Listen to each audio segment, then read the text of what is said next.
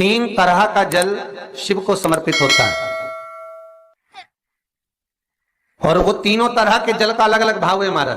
पहला जल सादा, घर से पानी लेकर गए, जल लेकर गए, शंकर को चढ़ाया, वो हमने घर का अपना एड्रेस बता दिया, भगवान शिव को जल चढ़ाकर अपने आनंद के लिए शंकर से कुछ प्राप्त कर लिया। दूसरा जल, जल के कलश में थोड़ा सा इत्र डालकर शंकर को जब समर्पित करते हैं तो महाराज घर में अगर कोई व्यक्ति बहुत रोगीला है, बहुत रोगीला, एक शिव महापुराण में, स्कंद पुराण में, नर्मदा पुराण में, भविष्य पुराण में, अग्नि पुराण में, नारद पुराण में, बरहा पुराण में, वामन पुराण में जितनी चीजें लिखी गई है एक एक प्रैक्टिकल कर देखो तो शिव महापुराण, स्कंद पुराण का ये भाव याद करिए कि एक लोटे पानी में इत्र मिलाकर, जल में इत्र मिलाकर, बहुत रोगीला व्यक्ति, बहुत बीमार व्यक्ति है, एक लोटा पानी उसका हाथ का स्पर्श कराकर शंकर को चढ़ाना प्रारंभ कर दीजिए। महाराज केवल 5 या 7 दिन चढ़ाओ और वो 7 दिन के बाद में उस बीमार व्यक्ति का क्रम देखिए कि उसमें कितना आराम लगा है। औषधि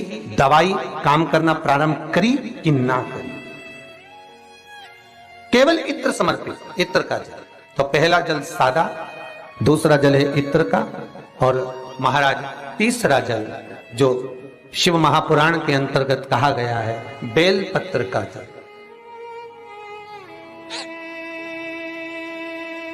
तीसरा जो जल है वो बेलपत्र का जल है। बेलपत्र का जल कैसा? तो महाराज शिव महापुराण की कथा कहती है कि जल के पात्र में एक बेलपत्र अंदर डालकर उस जल के पात्र को ले जाकर शिव को समर्पित करना, अर्थात अपनी मन की कामना भगवान शंकर से कह देना, केवल बेलपत्र के माध्यम, बोलना नहीं है हमको, कुछ हमें कुछ कहना नहीं है।